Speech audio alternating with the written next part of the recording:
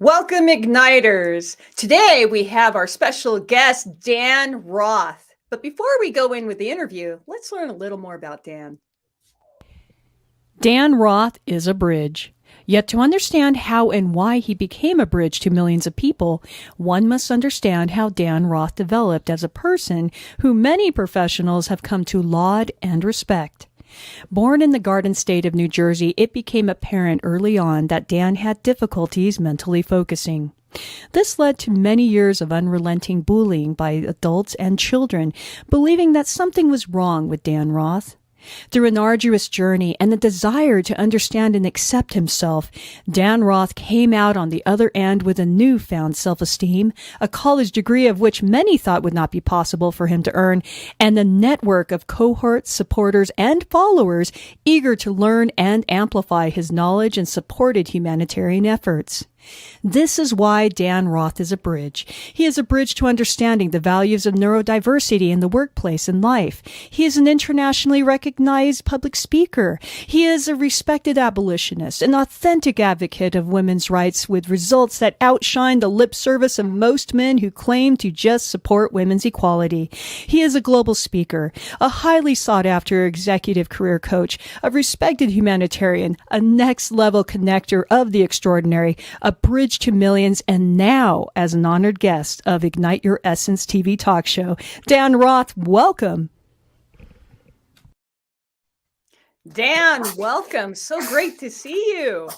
Good to see you too. We've had a couple conversations leading up to this, and I fully anticipate that if this is anything like the conversations that we have had, it's going to be a tremendous conversation. Well, I'm honored that you feel that way. So, with our intro, we want to really show the audience a lot about you so that we can just delve in deep into your heart and also the mind of what makes Dan Roth. So, Dan, could you just give us a brief outline as to how your origin story developed as to why you are doing what you're doing today? So, first of all, everyone, thank you for having me on. I always like to start off by saying that my name is Dan and I'm neurodiverse. And the reason I start that off by saying that is because most people will see me moving around. They'll see me kind of looking up and about and think I'm not paying attention. The reality is I deal with ADHD and language processing disorder, which means I have a different methodology of doing things. Now, as far as my origin story, there's nothing short about that. But to encapsulate it, I did grow up in New Jersey. My mother was a teacher. My father was in finance. And from a very early age, I had some issues where I wasn't able to communicate the way that other people did. And because of that, I started getting bullied. I started not being able to maintain that focus. And thus started about 22 years where I had to fight for every inch. And I was very blessed to be born to a mother that is the greatest fighter that I've ever met, who stood by my side and fought when I wasn't there to see it.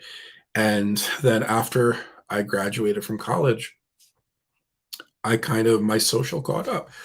So, whereas first I started academic, now I was focused on social, but I was not so focused on jobs. And I wound up hopping around. I moved to California about 10 years ago, immediately met my wife, and kind of the rest, because I don't want to get too long, the rest has been a journey that has led,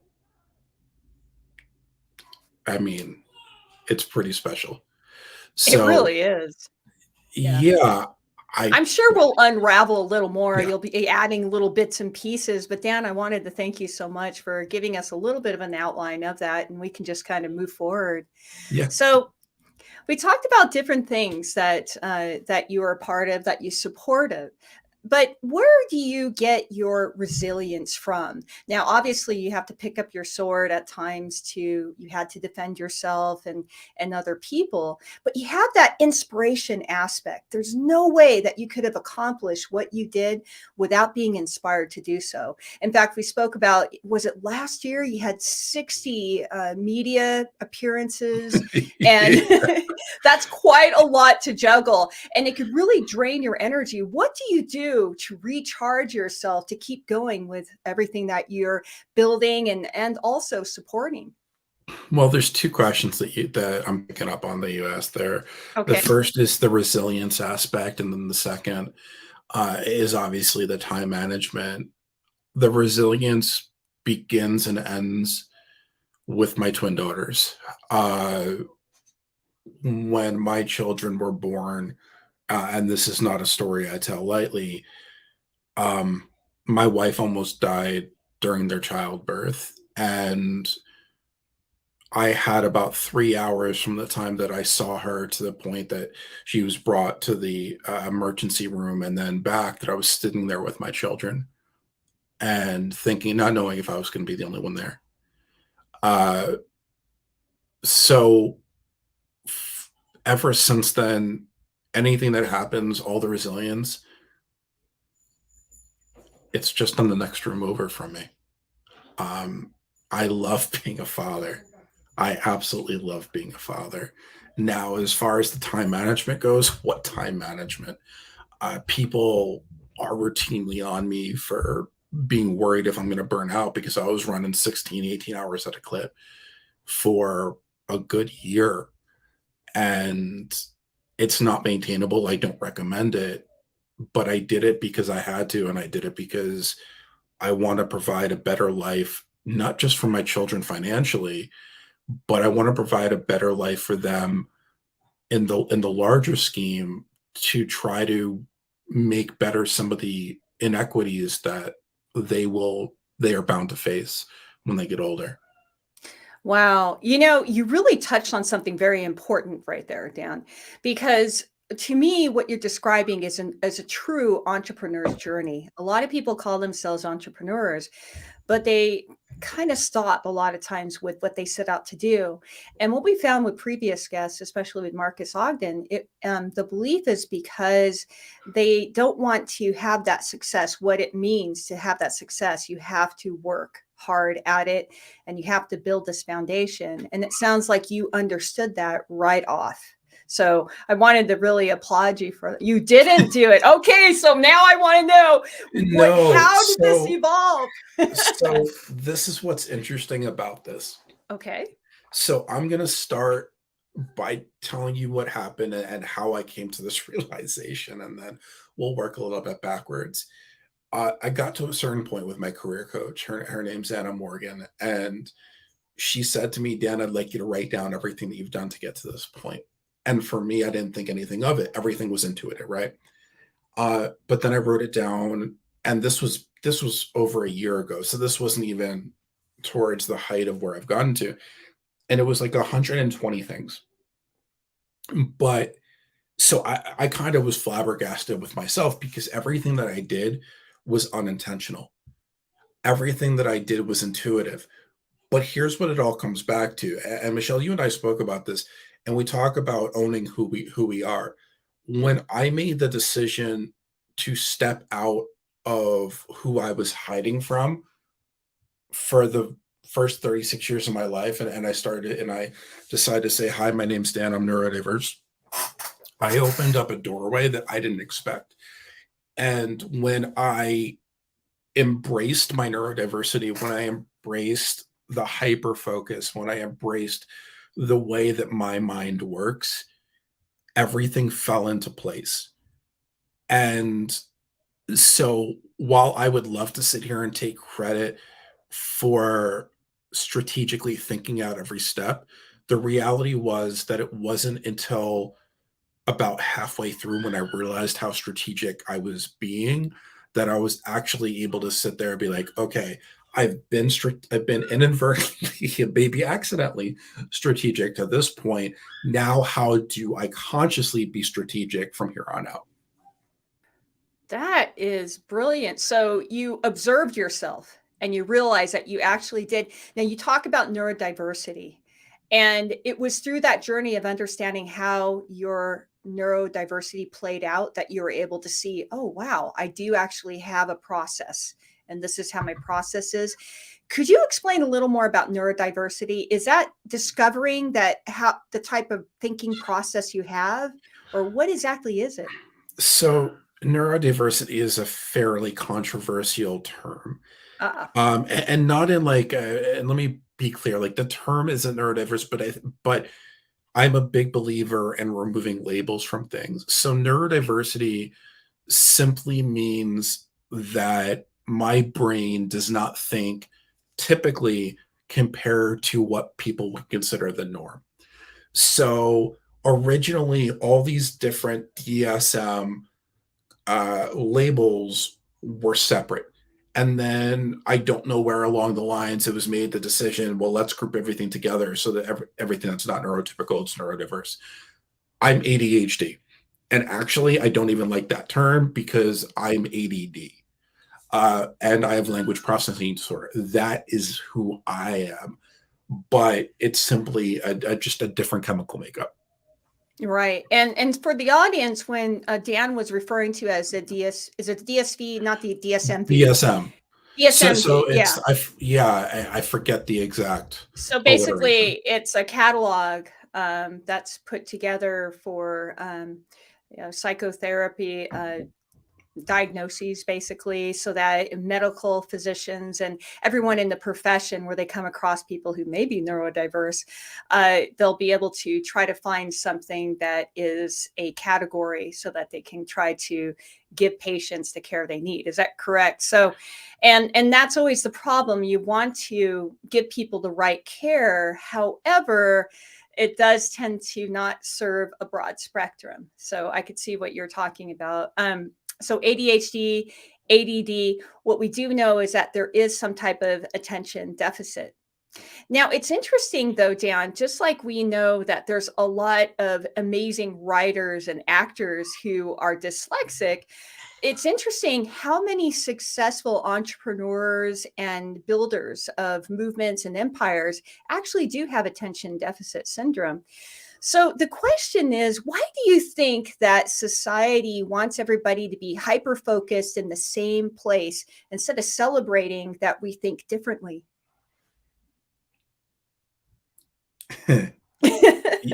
You want to open Pandora's box. Oh, well, maybe that's okay. But I'll pull you Because, back out of the box, well, I yeah, promise. I mean, look, as society, our society is built on systemic oppression. Um, it's just a fundamental fact, although people don't want to admit it. And society has always felt the need to label individuals, places, things. Look, I get it. It's done because they want to have control. We're control freaks by nature. Um, the reality is when we put labels on things, then we take away from the unique individuality that each and every person brings to the table. And that's something I have a huge problem with. One of my biggest pet peeves in the world is when people talk about this term imposter syndrome, which I'm not going to use vulgar language, but I think it's a pile of you know what, because it's a fad term that people have utilized to pop up, uh, to highlight a mental health condition that permeates since childhood. Mm, Just to quickly cap this, if you look at the definition of imposter syndrome compared to inferiority complex, which the DSM has recognized, these are mental health conditions we deal with from a very, very early age. So turning it into a fad word defeats the longevity and seriousness that we deal with on a daily basis. right. When you turn something, a condition into a trend, so to speak, Correct. then it dilutes the efficacy to help people. I could totally see that.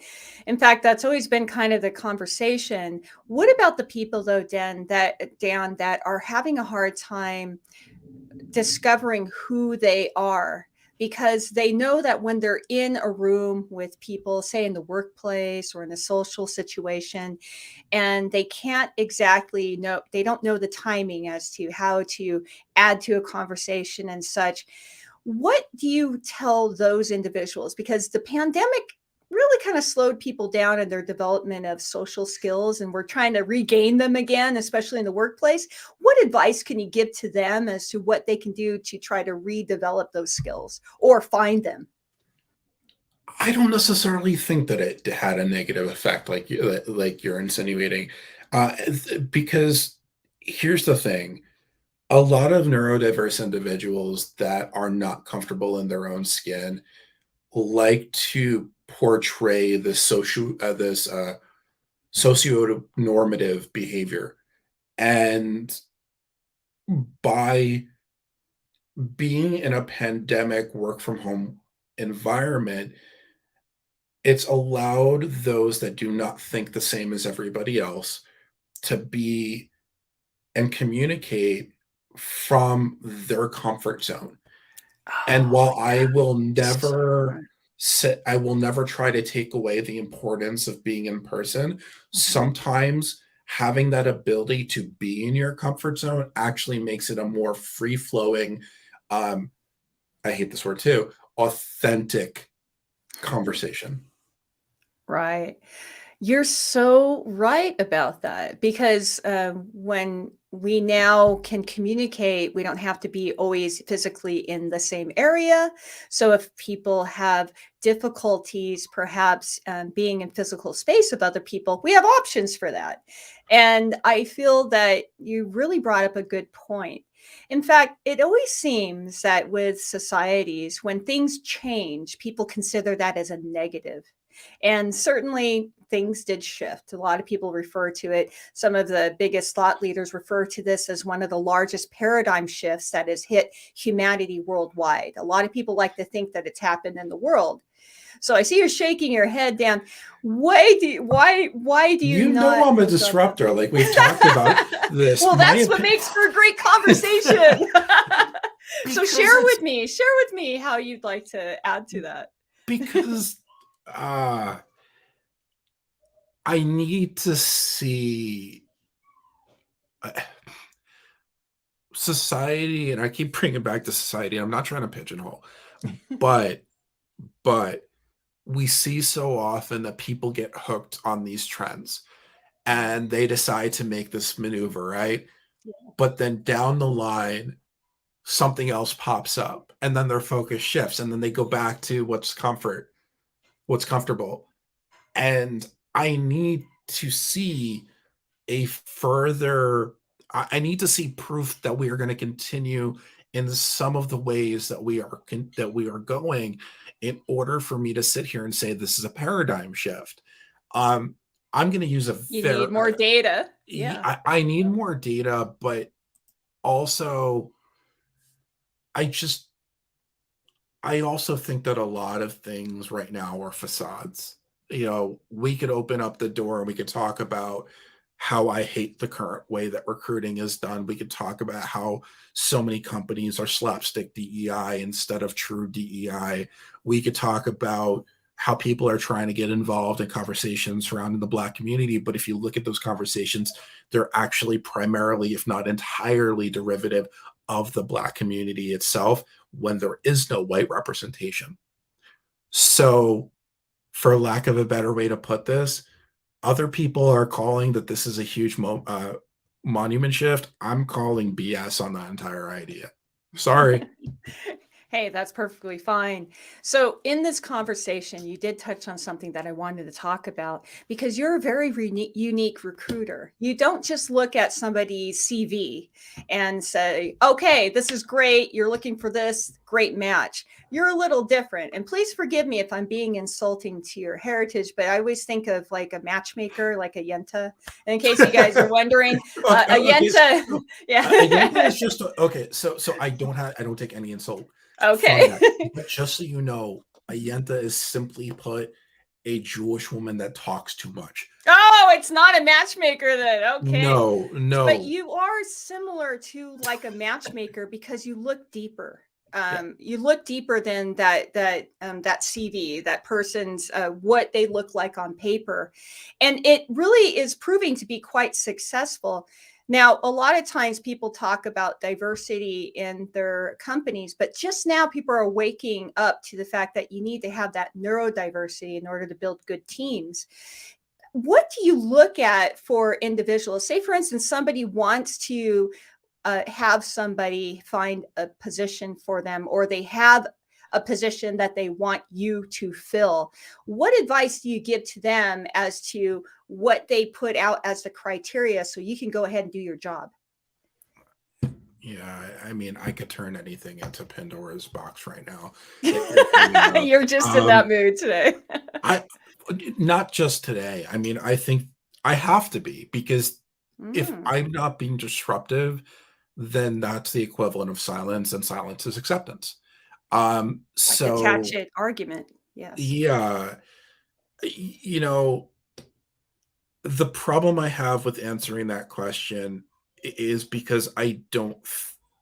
Uh, okay, so when I'm looking for candidates, Hmm. I do not. I want to throw out a couple of things. One is I do not care if you have taken time off from work. I do not care if you went on maternity leave. I don't care if you took time off to support your family.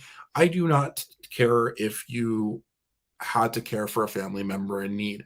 I do not care if you took a break because you got tired of working. Now, don't mistake what I'm saying. I am not saying I do not care in the sense that I do not care about you. I am saying my only objective, the only thing I care about is can you do the job?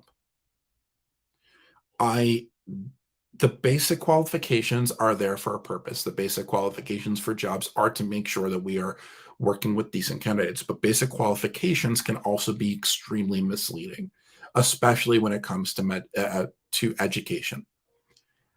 For me, and I said this on a previous speaking appearance that I did when somebody asked me what I'm looking for.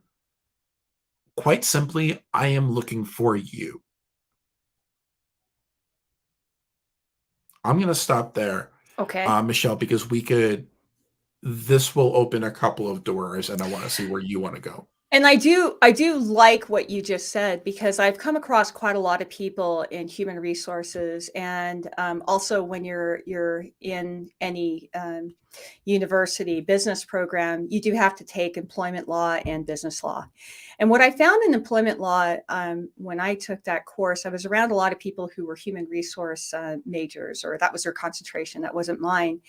And it seemed like that those things that you said you don't care about, those were the things that they considered were red flags as to why they wouldn't accept somebody. So it's so comforting, Dan, to know that there's individuals like you who are actually taking the whole person into consideration as to whether they can do their job.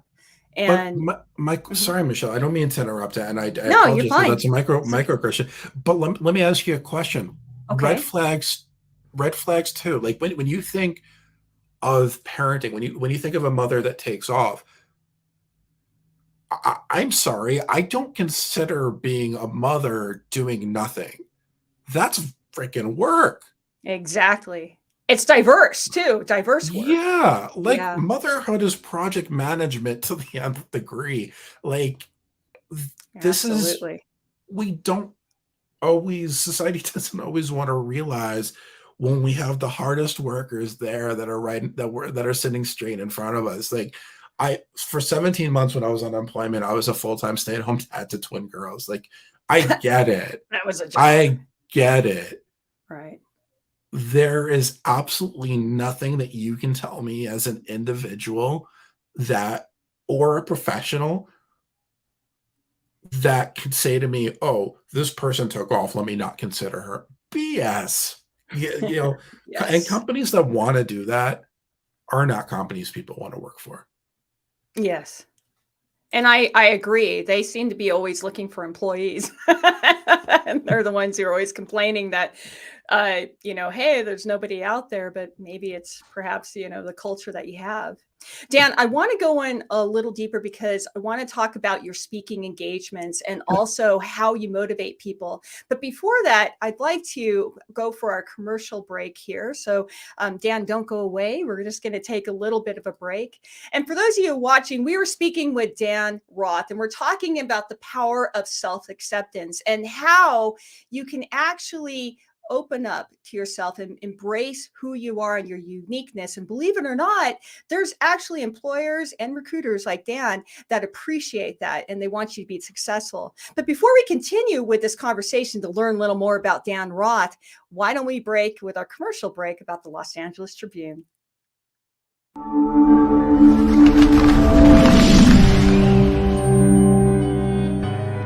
Welcome to the Los Angeles Tribune page. Here you will find original news programming, exclusive digital events, and shows that are directly from the community. At the Los Angeles Tribune, we believe in giving a voice to the voiceless. We are proud to be the only national brand to empower everyday people to make a difference. Since 1886, our reputation has been built on truth and responsibility. Thank you for watching and making a difference. For general inquiries, contact today. Thank you on behalf of the Los Angeles Tribune team.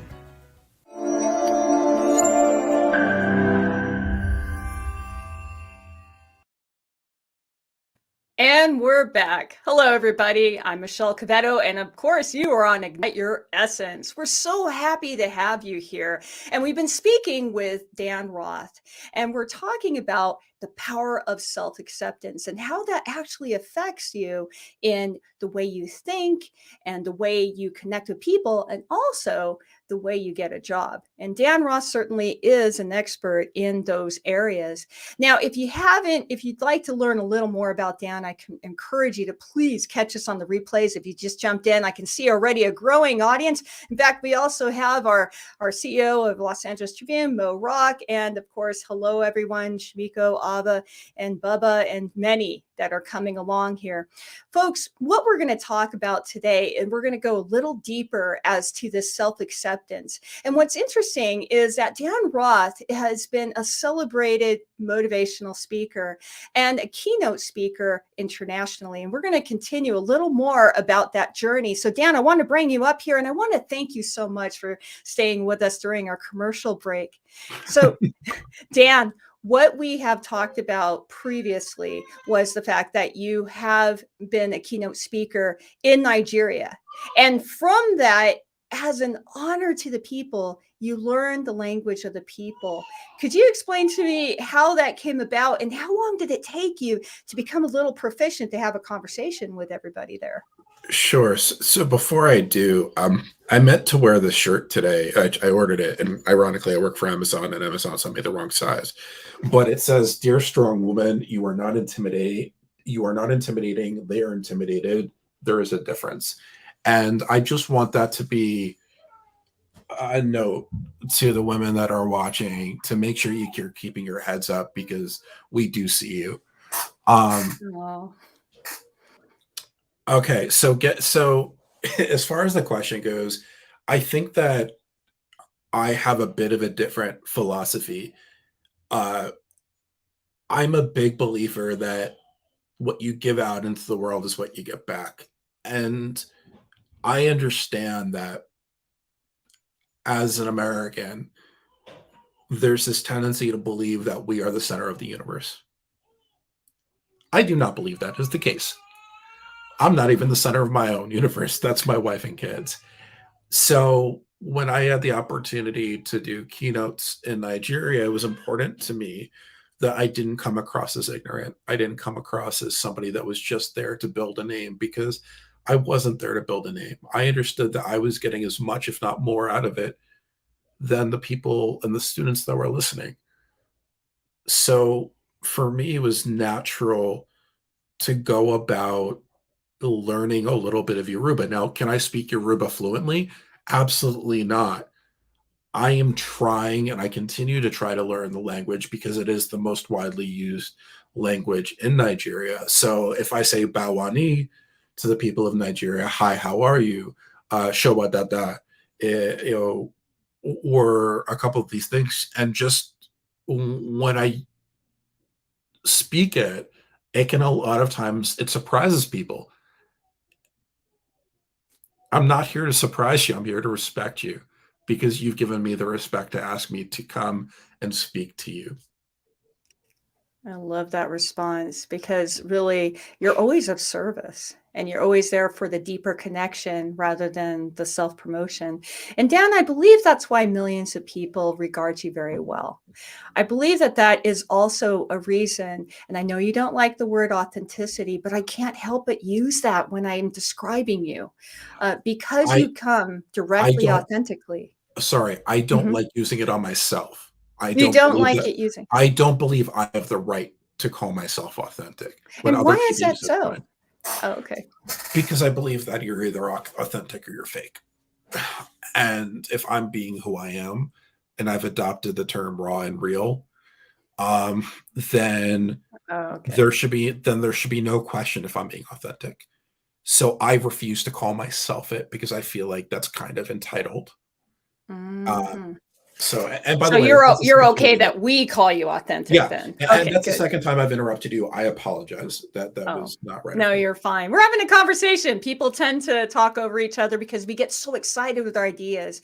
And my belief is that one of the most powerful things that you can ever give to people and society and our viewers is the power of dialogue. Dialogue can clear up so much. Dialogue can build bridges where we never thought possible.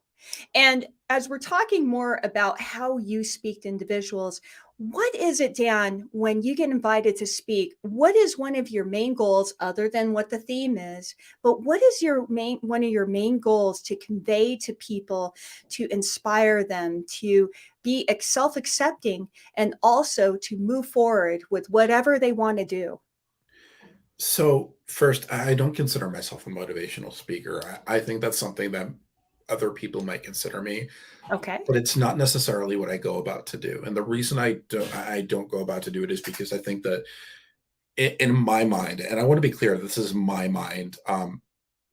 The problem with calling yourself a motivational speaker is I hear that and I think of like Tony Robbins, and I think of like of all these different people. I'm like, oh, yeah, no. Um, all I can do is I could talk to my story. I could talk to the things that I've been through. And the underlining theme of everything I talk about, and I talk about a lot, right? Like I talk about recruitment and I talk about diversity, equity, inclusion. I talk about being an abolitionist and women's empowerment and neurodiversity. But at the center of it all, at the center of every single discussion is the normalization of mental health. I developed anxiety and depression from a very early age. And I was bullied from a very early age. And I probably have more repressed memories than I could possibly count in a lifetime. And I've seen how people get alienated simply by speaking as who they are. So to me, there has to become that normalcy. We have to be okay with showing our children that crying is not a negative. We Yes. can be vulnerable, and it's a power. It's not something to be looked down upon about. Oh, that's beautiful because it's true. What's interesting, Dan, is that your desire to allow people to be okay with how they process things, be okay with who they are.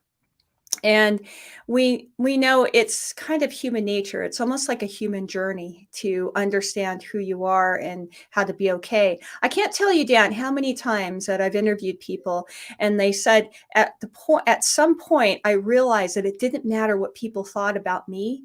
What mattered was me, and if I was doing fill in the blank. A lot of times they were talking about bringing value to other people. A lot of times they were talking about following their heart. And lo and behold, they had the connections with people that they never thought possible. When you're talking about understanding how it's okay to have what you call neuronormative, is that a Behavior. correct term? Yeah. Behavior. Okay. What does that world look like if when that actually happens? What would you like to see? I don't know, because I don't know what it's like to be neuronormative. I'm also colorblind. I have no idea what the world looks like in perfect color. I Wow. don't Okay. I don't particularly care. I live in the world that I was meant to be in. And I'm not sitting here getting religious. I'm not sitting here getting spiritual. But the fact of the matter is that I can only deal with the hand that I have been dealt. Now, do I have the ability to make decisions within that hand? Absolutely. I can choose how I want to behave. I can choose what I want to pay attention to. But Mhm. my world is my world. And I don't, quite frankly, I just don't care what a normative behavior is, because I've never lived there. I mean, kind of like I would never live in Philly. Okay. Sorry, Philadelphia. That was no, no. Sorry, not sorry. I grew up in Jersey. Deal with it. So that's really interesting. So once again, we are showcasing here in Ignite Your Essence. We really want to present to people a diverse amount of people who are very accomplished in what they do, but yet there's that underlying theme of they've gotten to the point where they realize that they're draining more energy thinking about what other people think. They're draining more energy trying to be what I guess normative is and such. And you, Dan, you found that way and you found that self-acceptance. Is that fair to say that you have now reached the self-acceptance level? Yes and no. And again, It's an evolving state. well, I want to be honest, but you mentioned something. You said that at some point people learn to not care what others think, but I don't believe that's true, because we Not all care. entirely. Yeah, we all care what Yeah. people think. Like, I'll be very honest. It bugs the living daylights out of me that I don't have content creator privileges on LinkedIn. That's not, it's not an ego thing. It's like, come on. It limits you if you don't. Yeah, it's like, Yeah. it is okay for us to care. It's natural to care what other people think. The difference is we have to, while it's okay to care what other people think, we have to have the self-acceptance and ability to forgive ourselves so that we don't get delayed in those thoughts for an extended period of time. I will never tell somebody walk it off. For each and every person, it's important that you're able to sit within your feelings for however long you need. It's just about making sure that you don't delay too much so that you could still get back up and continue on your journey. So, yeah, I absolutely care what people think. There are times where I get butthurt for stupid reasons, but that's normal that's normal to me. And then honestly, I go and I play with my kids. 5 minutes later, I'm good. That's just how I operate. Everybody has something different. And this, folks, is why I call Dan Roth authentic. That's authentic. Tell me about your children. You're a father, and clearly you know the importance of making it okay for children to process the way they are. Are you seeing things? Or are you just observing? What's it like to parent? Because a lot of parenting styles are about shaping and shaping. How do you parent? That's a great question. So I am Jewish. My wife is not. My wife is the most remarkable woman that I've ever met, right on par with my mother. We do not have a traditional family dynamic. My wife wanted to keep her last name when we got married. I couldn't care less. Traditionally, the children are the religion of the mother. I kind of tilted more towards wanting my kids to be considered Jewish, but we actually bring them up with knowledge of all religions. So they're going to learn about Buddhism. They're going to learn about Christianity. They're going to learn about Judaism.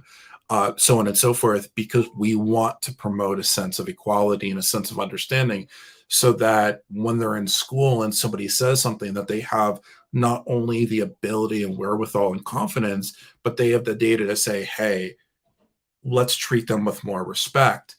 Um, my children are everything to me. I'm fine being vulnerable around them. I'm fine them knowing that their dad will cry on occasion. I'm fine with them knowing that every once in a while I kind of need to sit with myself and think about things. I want them to know that the world's not perfect, but I want them to know that the world is also what they're going to make of it. And my wife and I, above all, feel very, very, very strongly about those things. Um, my children's nanny is gay. We couldn't give a shit. Pardon my language. So that, I don't care. Mhm. Thank you for coming in, because I was losing my train of thought. I can tell. So I'm like, hey, I'm right with you, Dan, and I'm Thank agreeing with you. you. I could see, it's, I'd like to kind of explore this a little bit more, Dan, because your perspective and your wife's perspective is so unique. You clearly are thinking about the development of your children in a totally out of the box way, that I hope will be will be more common. But I wanted to ask you, we especially you're in California right now. You're not in New Jersey, correct? But Sadly. you know exactly what the culture is in New York and New Jersey, Yeah. for new parents. Everybody's clamoring to get their kid into the right preschool, and then there's this next school and such, and then there's the questions about okay, how do we teach these kids? Do you have an opinion as to what you think about education and what type of venues of education to expose your children to? Because these are your treasures and you want to show them that there is no limit to school, to their lives. So I love that you asked this, because it's not something that we talked about. So you're putting me on the spot a little bit, and I love being challenged. Um, I'm the son of a teacher, Oh. and I have absolutely no answer for you. That's I all have right. absolutely, because I think that I'm thrown off. I'm thrown off because we're still in a pandemic, war-torn environment. I don't know Mhm. what the shape of education is going to be in the next year or two. I know there's a heck of a lot of teachers, a heck of a lot of amazing teachers that are leaving the workforce. So I have no idea what it's going to look like. And guessing would be irresponsible, but something's got to change. So what are you doing at this moment, you and your wife, to just prepare your kids to have a little more flexibility for whatever that landscape looks like for education? Um, my wife and I are not teachers, but we come from very different backgrounds educationally. And I'm a creative. My background is in journalism, public relations, but also I have a strong impetus for history. My minor was gender studies, by the way. Um, Cool. so I have that going for me. My wife has been more the math, science. So we're able to Ooh, provide them that perfect background. But balance. yeah, but in addition, they have the expertise from a lot of different people around them that could help balance it out. And there's so many resources that people don't take advantage of. So we try to utilize those resources, whether they're through the state or otherwise. And Could you clean up. could you enlighten us on some of those resources that people So don't know about?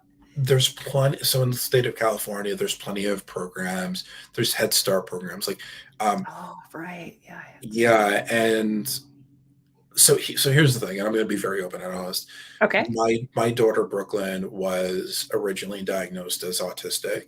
Mhm. I didn't necessarily agree with the diagnosis, not because it's a negative, but because as somebody that's neurodiverse, I saw certain things. But we said, okay, as a parent, I can't be fully, non So we accepted the diagnosis, and because of accepting the diagnosis, she now has somebody come to our house 5 days a week Wow. for 30 hours per week to work with her on all these different things. That's And great. it really is. People don't understand the resources, the grants that are at their disposal, because we have this thought that we have to be so stoic that we can't accept help, or we're so worried about definitions and titles Yeah. that we get in our own way.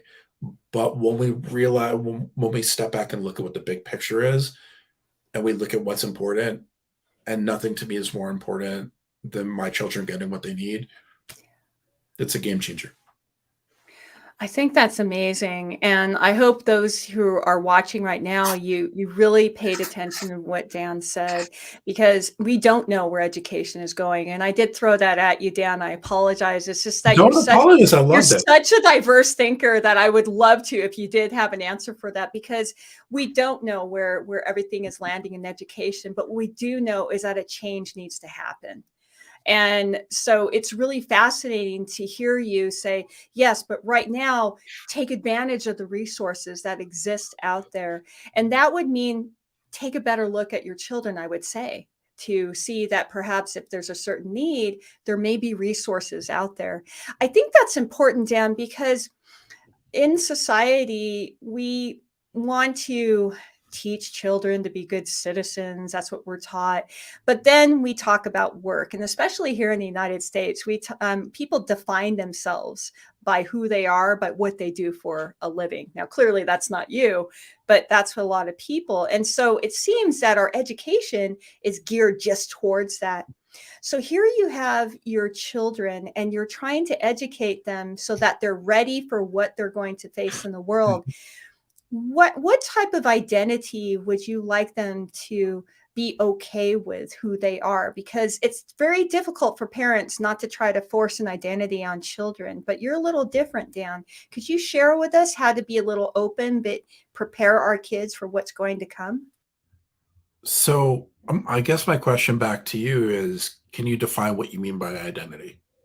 Identity meaning what their goal is. Yeah, you're right. I needed to be more specific here. What their goal is, as far as their education. Is it to get a job? Is it to take over a family business? Is it to be an entrepreneur?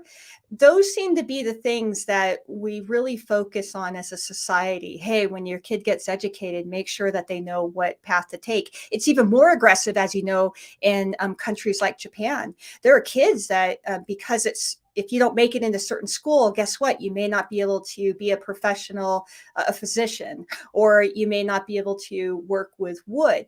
And so there's a lot of pressure that society tends to put on children as to what their work identity will be. How do you free your kids up from those pressures in society? By telling them that they could be whatever the heck they want to be. And let me be very clear. I'm not saying, I'm saying that with the full understanding that we do not live in a society that has been curated from the ground up to allow women and minorities to be anything they want. So like let's just kind of preface that, and Okay. and put that in the back corner. It's very honest. So, yes. Well, I mean it's the truth. Yes. Um for me, it's just my children can do whatever they want. I do not care. There's not going to be a family business that they need to handle. Like if I was going into the family business, I would have been a stockbroker. That I would have been the most boring version of me I could have ever thought to be. Um, the thing is, they have a father who took 36 years to find his calling. And this is the only time we'll ever talk about myself in the third person. So let me say that. Okay. Um, what I want them to know is that if they see an inequity, if they see where they want to do something, but it's being blocked, that their parent have full confidence in them to chip and take a sledgehammer and break that wall down. because their father does not believe in cleaning up the sticky floor. I believe in removing it. I love that metaphor. That is really interesting. I like that. So, Dan, if you could take me through as to why you are so driven to be contrary. What I mean is, you really want people to think. You want people to not look at people in categories or in segments. Why this calling? Clearly, it's your journey, but you've threaded this calling of yours. I call it a calling in everything you do, even what you're supporting. I see that you're supporting Crescent Kids, which is an amazing organization. Can you speak to that? What is that calling that really keeps you going to advocate and to break these barriers? This is where you might get me emotional. But I mean, that, hey, It, Mo, he's getting good let's- ratings. It's, I'll say what I said before. Everything begins and ends with the way that I was brought up and with the people I value in my life. My father instilled in me from a very early age that it's the things that we do and nobody's looking that define our character. And so for me, I look at the world and I look at how I grew up. I look at the issues that I dealt with. And it's more than just saying that I don't want my children to go through what I went through. It's more than just saying I don't want other people to go through what I went through.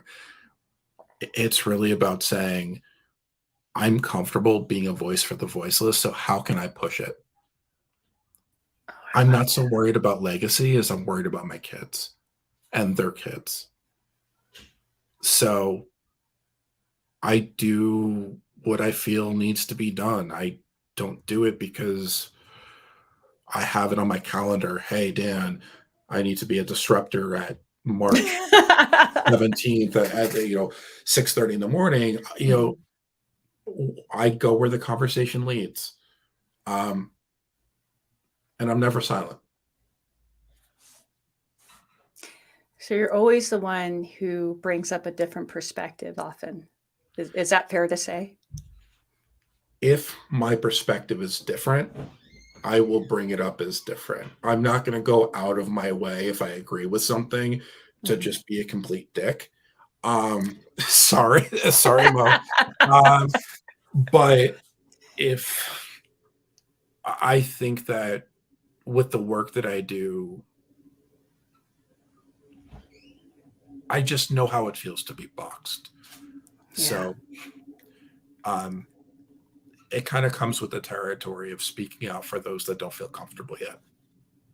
If I do my job, if I do what I set out to do, then by the time I get older, other people will start speaking up because they're going to feel comfortable speaking up.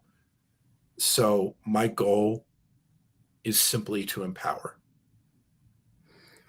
I can truly see why, Dan, why such large corporations look to you to fill the needs for the employees. You truly see people, you work hard to see people at their core and how they can add to whatever that project is. I really would love for more people to be like you. I would like myself to be able to be always aware that we are constantly that's how the brain works, right? The brain wants to sort things and put things in. But my belief is, not to get too esoteric, but also we're having science that supports that with heart math. But there is a knowledge that comes from the heart as well. That's what we know from the research. And I feel that the mind is given too much credence, because the mind wants to put things in categories. And what you're describing right now, Dan, is a congruency of both that heart and mind. And believe it or not, when you speak, it sounds like you're all coming from your mind. But in reality, it's, in my opinion, it's the complete opposite. Because if you're coming from your mind, you're not seeing you're not seeing the diversity, you're not seeing the differences, you're not seeing people for who they truly are. And so I just wanted to point that out to you.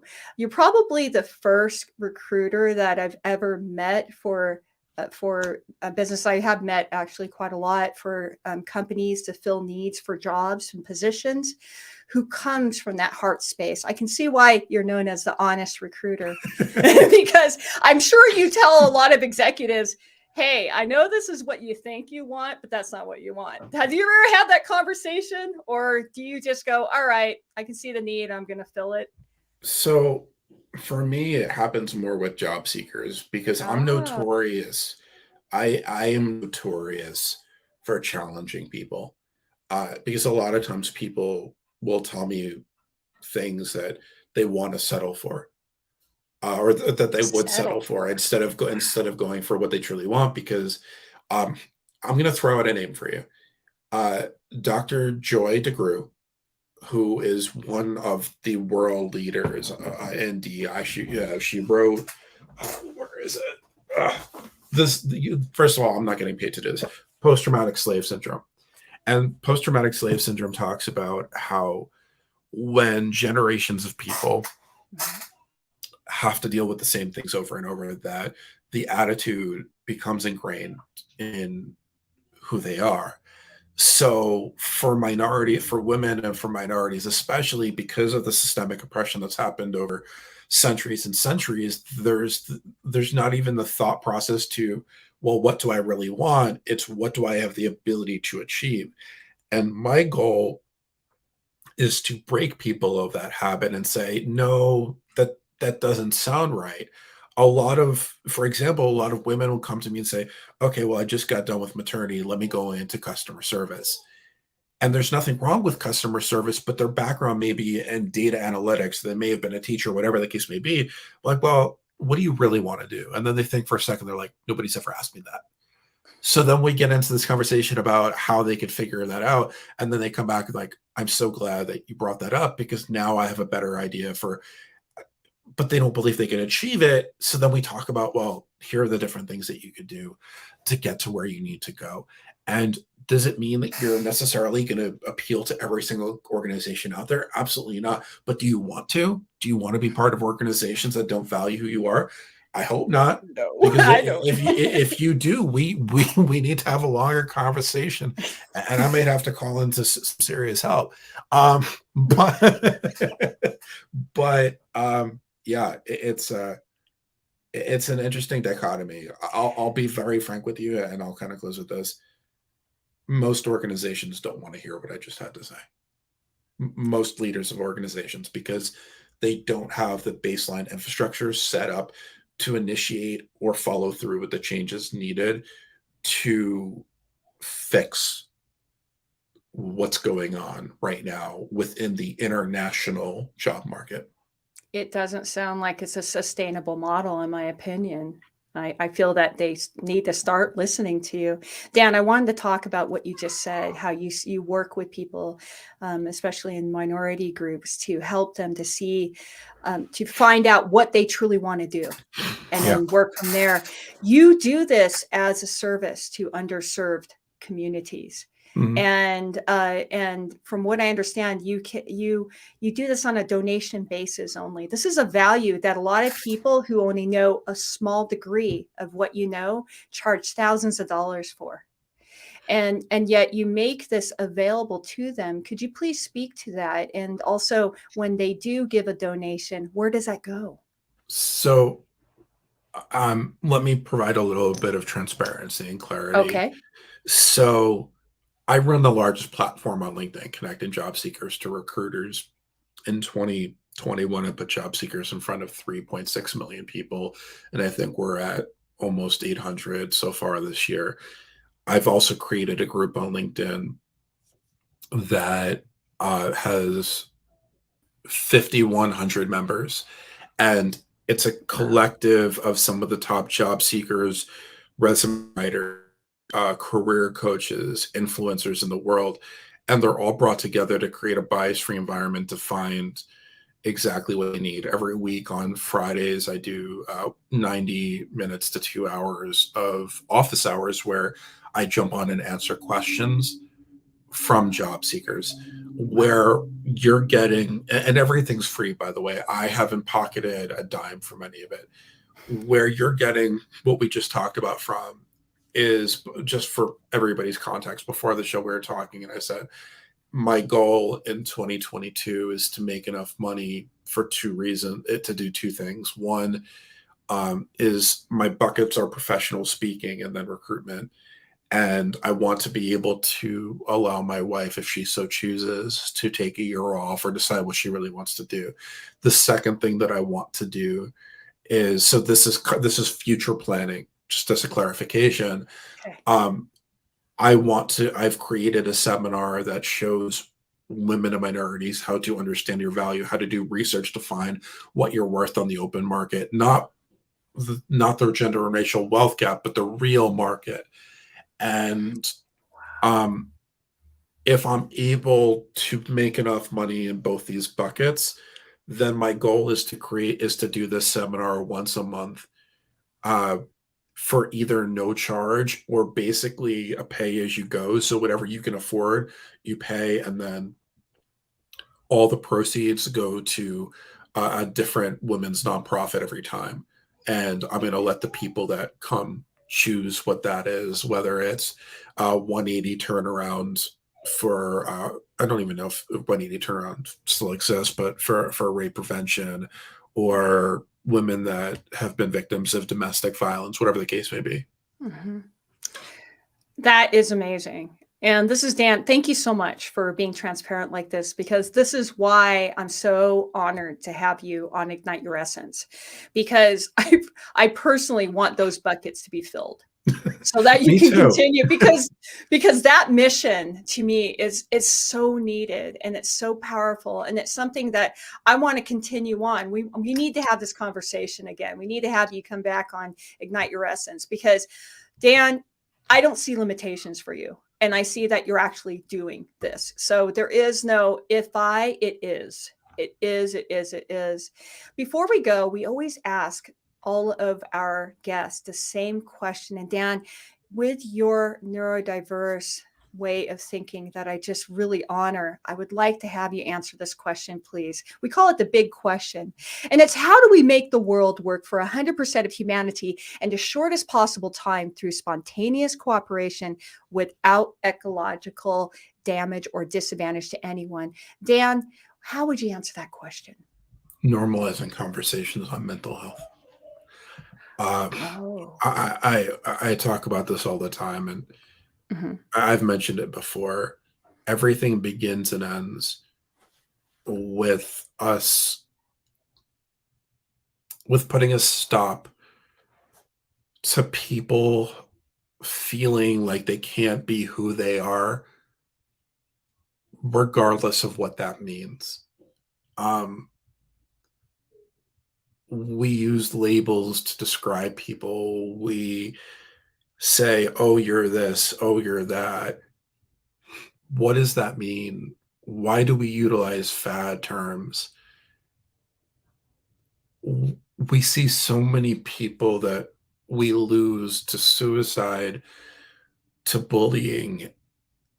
We put job seekers and call it a job seekers market, which actually hurts their self-esteem when they have trouble getting positions. When we start to realize that there's absolutely no reason for labels, when we start to realize that each and every one of us wants to be loved, wants to be respected, that we all have our down moments and flaws, we can really start to grow as a community. Because while race is a social construct, mental health affects everybody. That's beautiful. And we're going to continue this conversation, Dan, because what you touched on is something so powerful that I feel we need to unpack that a little bit. So you're saying that we need to go deep on this. We need to understand different mental states. We need to understand how people do process differently. And we need to make these changes. Dan, I know it's going to sound weird, but I wish I had a parent like you. And I know you went through I sorry, don't my know if I parent, do. but no, you got to hear me out here because of the fact that you understand that there are differences. You understand that those differences actually can be a benefit and that everybody does have a place. And I think this is really, really important to touch upon because you understand this is Women's History Month. And a lot of people feel, and I don't mean to be disparaging of anyone, but a lot of people, they kind of think of it as an afterthought. They think of it, oh, yeah, let's celebrate women and their accomplishments. But you, Dan, you go a little differently. You're like, hey, let's talk about where the needs are with women and the different diverse groups within there. And let's get them to understand their worth. Understanding your financial worth or understanding that you have value to positions and jobs that you've never done before is huge. And there are people that are in therapy that spend thousands of dollars trying to get over that hump. And the way you present it, it's I'm not saying it's simple, Dan, but the way you present it makes sense. It makes sense to so many people. And I can see why it's so important that people need to have you guest speaking at their events. If they're truly serving these communities, if they're truly serving these areas, I can see that you can really contribute quite a lot here. So, say for instance, and I know we have a lot of viewers, especially on Roku TV, that are watching this right now going, this guy thinks differently. I like this, Yeah. and they're listening. They're like, I wouldn't be bored listening to him speak because he's going to come from a fresh perspective. He's not going to throw a bunch of catchwords. And even if it's Women History Month, he's not going to go rah, rah women. He's going to be like, hey, let's make some changes. Speak to them right now, Dan. Please tell them how to open their minds so that they can start to understand the value of what you're trying to share and to help others. Can you say something to that group? Sure. And before I do, Evilise, I did see your question about if I was always a disruptor. And no, but if you want to find out more because of the time constraints, feel free to reach out to me and I'll get into that with you. Dan, I got on high that we can actually carry this forward because your conversation is so good. Yes, you can. Unfortunately, I am limited to about another 10 minutes You because got it. Great. my children go to bed in 45. Oh, thank you for being so gracious. No, it's okay. Like, I love having the conversation, but I love my kids more respectfully. Uh, I guess my thing is people have to be ready to listen. I talk all the time about diversity, equity, inclusion. I talk about how I'm the only white person in many rooms and many conversations that I participate in. And my mentor in the DEI space, and I talk about her often, her name is Feature Kane. And she always says, we have to kind of sit with our thoughts. One of the things that we've gone over, her and I, is how no change can be made if people are so stuck in their ideals, are so stuck in what they've got in their heads. So there's not necessarily a quick solution. I think that sometimes to affect people, you don't talk to them, you talk to the communities that they support. I'm kind of going into a couple different directions right now, but I'm right with you, Dan. yeah, it's just hard because you can make temporary change by talking to almost anyone and appealing to their ego, but to make monumental change, they have to be ready for it. Yes. That's so true. Now, there are people who actually get people to break through to be ready for that. What can you say to those folks that they're like, I want to do this change? What's the It, first step? the first step is to close your mouth and open your ears. And I know that seems very blunt, That but makes I 100% mean it. So okay. often in the DEI space, you'll see somebody that's white go into the room, and they'll have these DEI experts, the black women up on stages, and they'll come in and they'll start talking, thinking that they're being an ally, when the reality is what they're saying is actually part of the problem. The first thing that we have to do when we start to think that we're ready is two things. We need to do research, and we need to listen. Um, Being an abolitionist is not a choice that I made. Being an abolitionist is what I was meant to be. And the difference between being an abolitionist and an ally is that I believe that our entire system was built on oppression, and we need to basically take it out, put it in a Ziploc bag, throw it away, and start from scratch. Being an ally simply means that you are supporting the cause. I am an abolitionist. So when I bring up Dr. Joy DeGruy, when I bring up looking up things like drowned towns, looking up things like the Gotilda, when I talk about listening to Amber Ruffin, reading Plantation Theory by John Graham Jr. By the way, he's a friend of mine. Yes, I'm patting myself on the back for that one. Seriously? Because I Yes. read that book. Whoa. Okay. You read Plantation Theory? Yes, I did. If you want him, I will reach out to him to be on Ignite. Oh, wow. um, Thank yeah, you.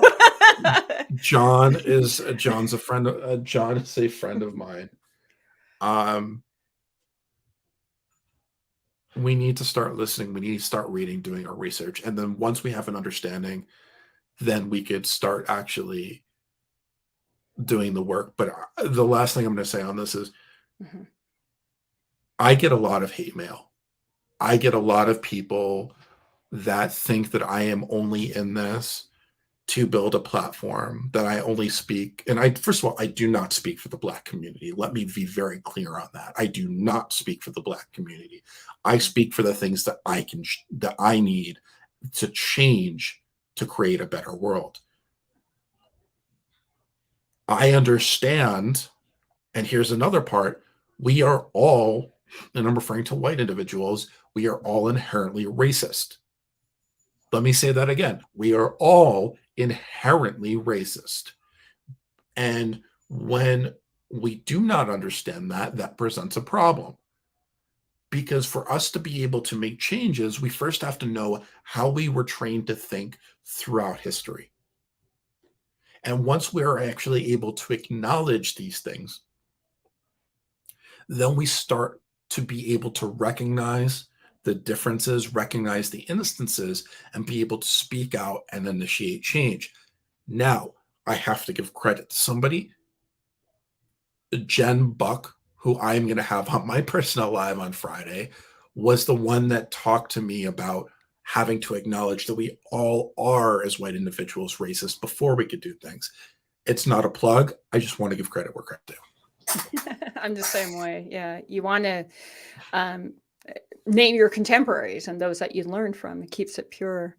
I really appreciate what you have to say, and I love the fact that you clarified who you represent.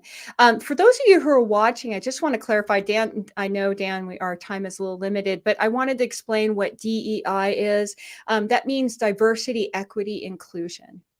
And basically it's making sure that there are policies and representation for all different ethnicities, sexual orientation, gender. Dan, it's not my specialty, so please jump in if I'm not explaining DEI correctly. But No, it's fine. I just wanted to give context to what Dan was referring to, because this is delving deep into how we can actually be part of the change in society for the better. And that's why I felt it was really important to bring that up. Well, and the only thing I would add on is that right now in society, diversity, equity, and inclusion, in large part, is related to diversity, right? It's related to the color of our skin. However, diversity, equity, inclusion is a lot larger than that. It's disability rights. It's neurodiversity. It encompasses so many different things, and it delves into why there is biases and why, and that he doesn't even touch on the equity piece. Here's the real. Black women get 82 cents on the dollar. Sorry, white women get 82 cents on the dollar compared to every white man. Black women get 58 to 68 cents on the dollar. If we look at diversity, equity, inclusion specialist positions, many in the United States are actually in addition to the regular work that's being done. So if a Black woman has a Like diversity role, HR or something. yeah. So like if they Mhm. are working as an HR generalist, but are also the head of diversity, equity, inclusion, they're doing double the work for half the pay. That actually enlarging the gender and racial wealth gap. So equity is a big piece of it. When I spoke before about the need to educate, it's because so many people look at it saying, okay, well, this is what I made. So if I get a $20,000 a year raise, that's great. But what if you do the research and you find out that that same role is $150,000 on average in your area? So now you're losing $80,000 because you didn't do the research to find out what that general is. And here's the thing: when you're negotiating, companies cannot say no to data. Like they could say that they don't want to hire you, that they won't match that, but they can't come back and say that's unrealistic. While it's the average within the United States for my role in my region. Sorry, that's not a company you want to work for. Oh, so that's what you mean about helping people to research so that Mm-hmm. they can become equipped, so that they can go back and advocate for themselves as far as their financial worth for the jobs that they're doing, holding all those hats. That makes so much sense, Dan. Wow, I just really wanted to thank you so much for taking your time. And I It's know you fun. need to put your kids to bed, but I could just go on and on with this conversation because I really feel, Dan, and you really met the goal of Ignite Your Essence. We always make sure that we want to hit 3 points, and that's we want to be educational, we want to be experiential, and we want to be inspirational. And Dan, you've hit all 3 of those points. And I'm just so honored that you've been around. I don't know if you noticed, but there's so many comments and so many supporters, and you ring true to so many people. And Dan, I know that you're always filling the needs and you're always giving for others and you're always being of service. But allow me, please, of giving thanks to you that you actually exist on this planet, that you're making a difference, and that you're working to represent, giving a voice to the voiceless, and also helping them to narrow that pay gap. There's so many things that are diverse about you. And I certainly know that you will be that bucket of speaking. That's coming. That's flowing. That other bucket of recruiting, that's flowing because I know that your work is of a higher purpose. Not to go too esoteric for you, but come on, you can feel it too. And Dan, don't go away because I want to give you the opportunity to give a closing thought for our guest here. I'm going to do a little housekeeping right here, so we'll be right back with you. So everyone, I wanted to thank you so much for coming here on Ignite Your Essence. We just spoke with Dan Roth, and then for those of you who just joined in, because I noticed that our viewership is growing, I welcome you to pick up this show in the replays and share it. Share it because there's a depth here. There's a depth of understanding not only who you are, but how, if we understand the differences with people and we work towards those strengths and we close the gaps that happen, whether it's in equality or financial equality or whatever that looks like, this world can actually be a better place. And this is something that I truly know, because as you know, I always say, may you always find a reason to smile, because that type of optimism changes things. It changes the vibration of the world and it makes everything better. And with that, I want to give the floor to Dan. And Dan, could you please give us your final thoughts that you would like to gift to our viewers? You know, first of all, I want to thank Mo. I want to thank you, Michelle. You know, and Shimiko, you're truly a great friend and individual, and I owe you a lot. Uh, I always end anything that I do on mental health note, and here's what I have to say. Uh, if you're a job seeker, if you're somebody that's been struggling with mental health, we have to be able to give ourselves grace in the face of adversity. There is so much work that goes into everyone's individual day to day that we don't often remember that that break is something that we need to be able to come back stronger than we did the day before. There, I just ask you to think about that for a second, because if you can't remember the last time you gave yourself a little break, it's probably time to do that. Now, I am gracious for the attention that I have gotten from this. There are going to be many, many, many women and strong individuals that are coming up that Michelle is going to have the opportunity to interview. If you are watching this tonight, I ask you to tune in for those, because my voice is only one voice. But every voice matters. Listen in, pay attention. You will learn something. Thank you so much, Michelle. That's so beautiful. Thank you so much for that gift that you gave, Dan. And certainly, we know that you just spoke it into reality, and that's going to happen. And for all of you who have sat through this amazing interview, I welcome you to continue to listen to it again, because there's a lot deeper values and information that I feel that are easy to overlook. But please take note, because this is how we can make a difference. And don't forget to tune in tomorrow for our morning show with Michelle Wilson, which she will be speaking with an amazing thought leader also, who is Maggie Avila. And that'll be at 11 o'clock PST on Ignite Your Essence on the Los Angeles Tribune platform. We welcome you to, of course, interact with us and tell us what you'd like to learn more about. And also give us some feedback. Our guests always love to hear what you have to say in the replays. So anyway, with that, I want to thank you all. Thank you, Dan. Thank you, all our viewers. And we'll see you next time at Ignite Your Essence at 5 o'clock on Wednesdays. And don't forget about tomorrow on Thursday at 11 a.m. Bye.